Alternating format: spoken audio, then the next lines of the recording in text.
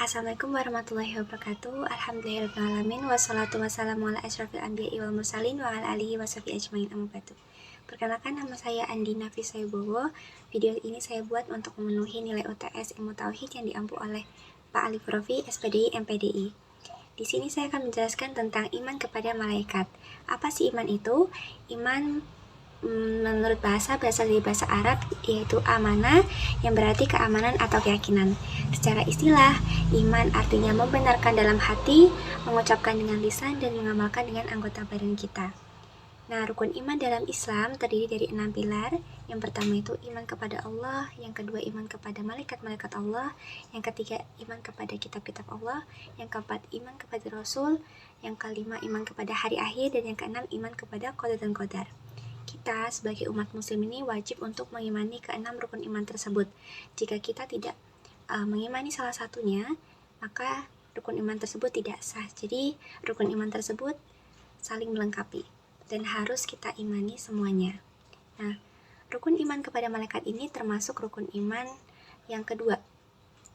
Iman kepada malaikat artinya meyakini keberadaan mereka yang selalu taat dan patuh kepada Allah Subhanahu wa taala. Malaikat ini diciptakan dari nur atau cahaya Allah Subhanahu wa taala. Nah, Allah menciptakan malaikat ini banyak sekali, namun yang wajib kita imani itu terdapat 10 malaikat. Yang pertama malaikat Jibril, malaikat Mikail, malaikat Israfil, malaikat Israil, malaikat Munkar, malaikat Nakir, malaikat Raqib, malaikat Atid, malaikat Malik, dan malaikat Ridwan. Lalu apa aja sih tugas mereka? Nah, yang pertama itu malaikat Jibril, tugasnya menyampaikan wahyu. Nah, Nabi Muhammad SAW ini kan merupakan nabi yang terakhir. Jadi sekarang ini malaikat Jibril itu tidak menyampaikan wahyu lagi. Namun malaikat Jibril tetap menjalankan tugas-tugas lain yang telah diperintahkan oleh Allah Subhanahu wa taala. Contohnya meniupkan ruh ke dalam janin. Saat malam Lailatul Qadar, malaikat Jibril turun ke bumi untuk mendoakan orang-orang yang beramal soleh dan orang-orang yang beriman. Nah, wujud malaikat Jibril itu memiliki 600 sayap. Yang kedua itu malaikat Mikail, tugasnya mengatur rezeki Allah Subhanahu wa taala. Contohnya menurunkan hujan, mengatur angin, dan membagikan rezeki kepada manusia, hewan, dan tumbuhan. Malaikat Israfil tugasnya meniup trompet sangkakala. Tiupan yang pertama itu menghancurkan dunia, yang kedua itu mematikan makhluk, yang ketiga membangkitkan manusia di alam kubur. Nah, malaikat Israfil ini selalu bersedia dan menunggu perintah Allah Subhanahu wa taala. Jadi jika sewaktu-waktu Allah Subhanahu wa taala memerintahkan kepada malaikat Israfil untuk meniupkan trompet sangkakala, maka malaikat Israfil sudah siap dan bersedia untuk melaksanakannya.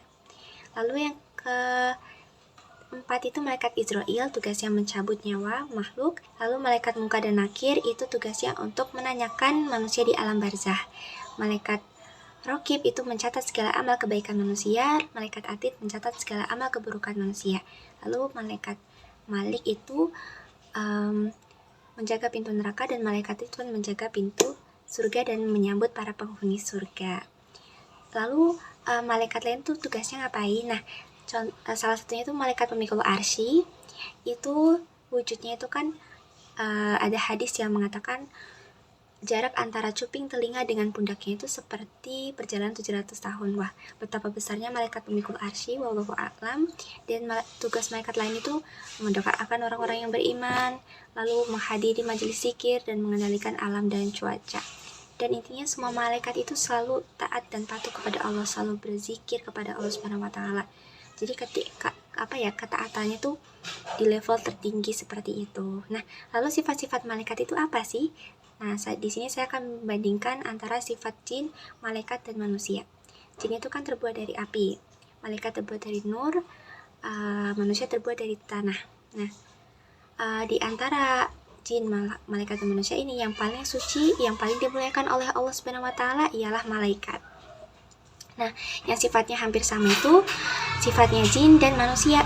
Mereka memiliki hawa nafsu, mereka itu berjenis kelamin, mereka itu berbuat dosa, ada yang patuh, ada yang lalai, ada yang ingkar, ada yang baik dan ada juga yang buruk. Nah, malaikat itu tidak berjenis kelamin. Malaikat itu tidak memiliki hawa nafsu dan syahwat, jadi membuat mereka fokus untuk beribadah kepada Allah Subhanahu wa taala, dan malaikat itu terhindar dari perbuatan dosa atau maksum. Jadi malaikat itu tidak pernah berbuat dosa. Lalu malaikat itu dapat berubah wujud atas izin Allah Subhanahu wa taala, seperti contohnya itu menyerupai laki-laki seperti itu.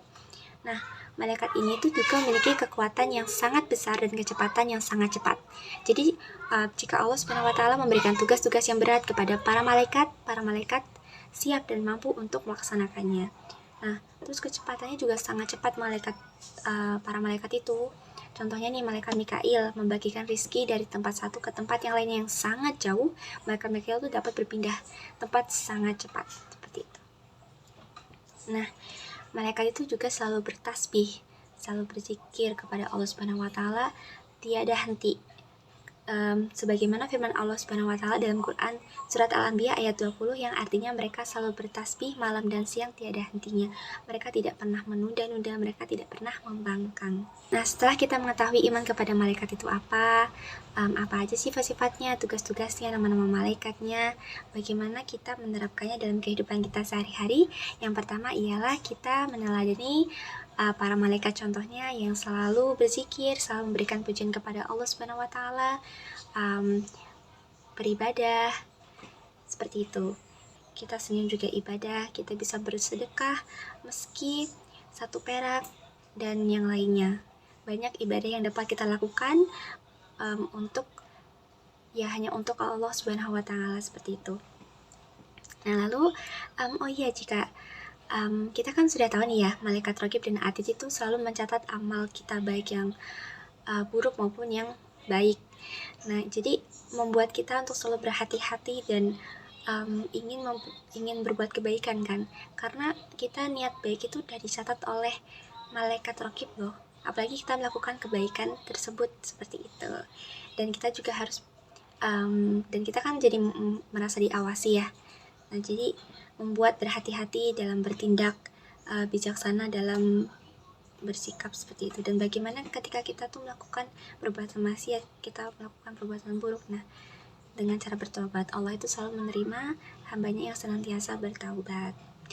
Dan kita kalau misalnya kita tuh sholat berjamaah di masjid, di shaf pertama itu malaikat akan mendoakan kita. Lalu ketika kita berangkat kita datang di pengajian, itu para malaikat juga mendoakan. Dan juga ketika kita menimba ilmu, kita membaca Al-Quran, itu para malaikat itu hadir dan mendengarkan ketika kita membaca Al-Quran. Demikian yang bisa saya sampaikan, kurang lebihnya mohon maaf. Terima kasih. Wassalamualaikum warahmatullahi wabarakatuh.